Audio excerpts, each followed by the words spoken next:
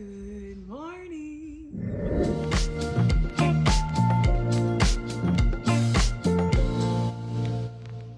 What's going on, y'all?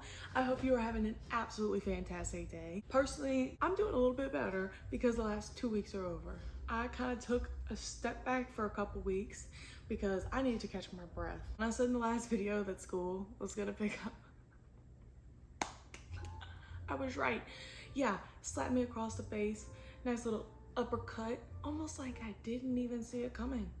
I mean, test, quiz after quiz, after assignment, lab report. boom. I mean, they all came marching in like it was a big unfun parade. And maybe that's a little bit dramatic, but it was still not fun. I am feeling so much better, but during that time, your girl was stressed. And I think I was handling it fairly well some days. And emphasis on the word handling. I wouldn't necessarily say I have the best management skills for stress, but it has gotten a lot better. And that's exactly what this video is on. 5 tips on how to better manage your stress. And if you get super overwhelmed like I do, then this is the video for you. I hate admitting that I get stressed. For me, that is like a sign and a signal to everybody else that I just don't have my stuff together. Because if I'm stressed, then I must have not planned, right? Wrong. Wrong. Wrong. I plan, I have 4 calendars, I got reminders after reminders. I might be a little psycho with it, and that's okay. Tip number 1, sleep. Sleep, please sleep more. And by the way, disclaimer, when I mention any of these, I'm preaching to myself. Like I said, I'm not the best at it, so sleep. And you might be very confused, like, whoa, why is sleep number 1? And I'll tell you exactly why. Because sleep is the fundamental element that carries across all aspects of health. I mean, you think mental health, sleep more. Not saying that's gonna fix all your problems, but it'll at least help you get a clearer mind starting the day out. There's nothing worse than starting a day out in a deficit. Not zeroed out. You're not at a fresh start. You're not at a blank slate. No, hey Texie Poo. You are at a negative. And so you need to start the day making sure you sleep properly and making sure that you are well rested. This also helps with recovery, hormone balancing, moods. A lot of regulation happens with good sleep. I used to have this stigma of sleep in my own mind, and sometimes I still do. But with sleep, I used to think of it as the lack of doing. Okay, if I'm sleeping, I am not accomplishing things. And that's just the wrong way to think about it. When you sleep, you are refueling your body. You are telling yourself, okay, it's time to start preparing for the next day. And so I'm gonna start winding down tonight. I mean, sleep is so important. Hey, bud. Hey, what up, Tutu Nuke? Anyway, for sleep, you need to make sure you're getting it. And I understand 8 hours is not a feasible goal for a lot of people. And quite honestly, I can't even do 8 hours every single night. But if you shoot for 8 and fall a little short, that's fine. At least you're not compromising your sleep and saying, I'll just get 6 tonight, and then you end up getting 4. Now you are running on half the amount of sleep. That is ideal. Second tip, understand the intent behind your planning. Planning is so important. I love planning. It's almost like a hobby at this point, but understand why you are planning. I used to underplan, okay? And by that, I don't mean that I used to not think about things enough to get things done.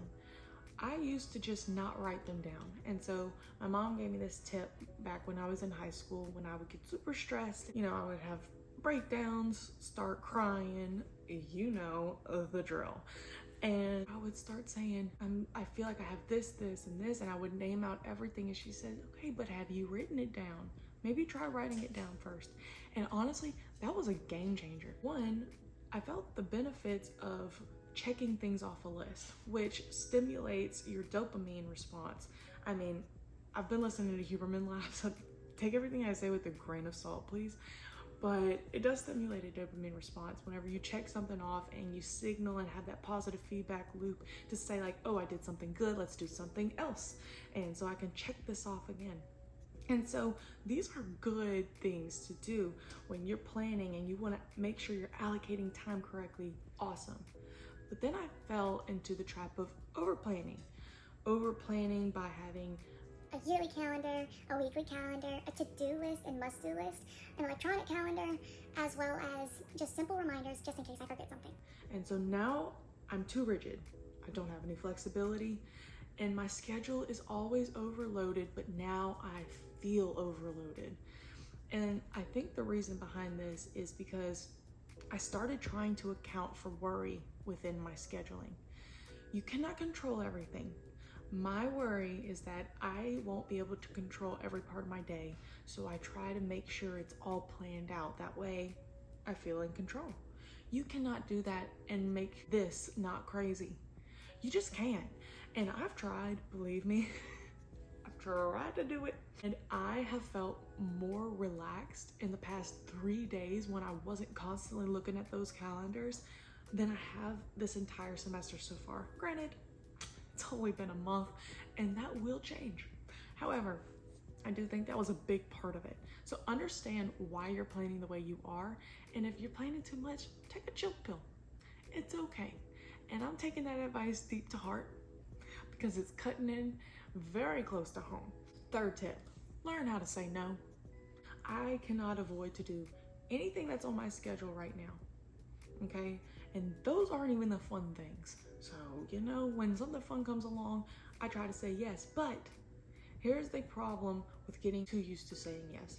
You get more things on your schedule. What's a good way to stress yourself out? Have more to do? Yes.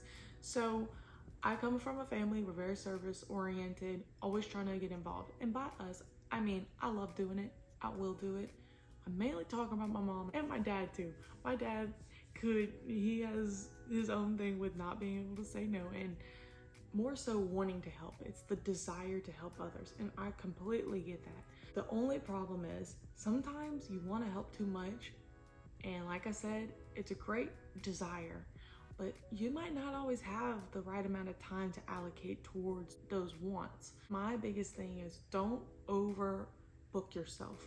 As soon as your schedule becomes like a professional schedule 24/7 where you're like, I have a meeting from 2 to 4 and then I have a service project from 4:30, which accounts just enough time to travel there. I mean, really? We gotta think about travel time that much to the point where it's like, I have just enough time. Just enough time. If you're living your day with just enough time all the time, even on weekends, you got too much going on. It's okay to be busy. I prefer to be busy, quite honestly. If I'm living not busy, I'm living boring, in my opinion. But it's not okay to constantly spread yourself thin to feel like there's not enough time, I don't have enough energy. Now you're at a social meter of 0 tolerance. You are running low on energy, you're running on fumes. So try not to overbook yourself and try to say no or no thank you just a little bit more. Number 4, surround yourself with a positive environment. And let me just stress, sometimes you can't avoid it. Let's say you're in a group project for school and you were assigned the group. Okay, well, you might not be able to control the type of people you're around all the time. That's okay. Sometimes we have to work within the means of what we were assigned or what we were given. That's fine. But when I say surround yourself with positive environments and positive people, I'm talking about the things you can control. Those are going to be things like when you're at home, what are you doing in your free time? Who are you really hanging out with? Are those good friends? Are your family members uplifting you? What does your alone time look like? All these things factor into a positive environment for your mind. For me, I have the type of personality where I'm on all the time. I'm on all the time. If I see a new person, hi, how are you doing? I'm Kirsten. What's your name? How you doing? What's your day like? Okay, by the end of the day, I'm dwindling down. My ability to want to reach out and say hey to somebody is very low. Now, if I go home to an environment that is peaceful and relaxing, and there are people there that I might not be able to feel really relaxed around, I'm not gonna be able to chill out. I feel like I'm in host mode where, hey, you doing good? Like, you have to entertain a guest. And that's just not relaxing. But just make sure that you kind of set boundaries within your living space, because a lot of times if you might work in your living space, or you host a lot of parties or get-togethers, or you're constantly doing something and having people over, you might not really feel like it's a place of rest. That's an issue. Number 5, and the last tip, positive self-talk. You need to talk to yourself like you are your biggest cheerleader. I am the biggest critic. I think that's what everybody would say about themselves. For most people, they're their own critic, the worst one there is. I mean, they're writing bad reviews 24/7. That clock does not stop for them. They are always thinking about things to improve, always thinking about things that are wrong, fires to put out. I could have said this better. I mean, I will walk away from a 5-second interaction and say, man, I should have smiled more. I will be thinking about that for 6 hours. I mean, just, There's something not right up here. you need to uplift yourself. And I don't mean lie. If you did something wrong, own it, move on. But you do need to take the time to appreciate a task well done. I like to move on as soon as I do something, and in my mind, I'm like, oh, I did good on that. But there are not many times where I will just sit down and relax after doing a job, almost like a reward. And granted, you don't always have the time for that, but you really do need to talk to yourself a lot nicer, and that'll reduce all the anxiety that you might start having up there. And that is different for every single person. Don't get me wrong, I'm not neglecting the people that might have other things going on mentally that, you know, you might have your own situation. But if you can help it, do. All right, guys, that was a very, I would consider, short explanation of 5 different things to do to help manage your stress. For me, like I said, I'm going to be taking all these to heart and trying to implement them every single day when possible and necessary. But I hope you enjoyed this video. If you did, like and subscribe, and I hope y'all have a great day.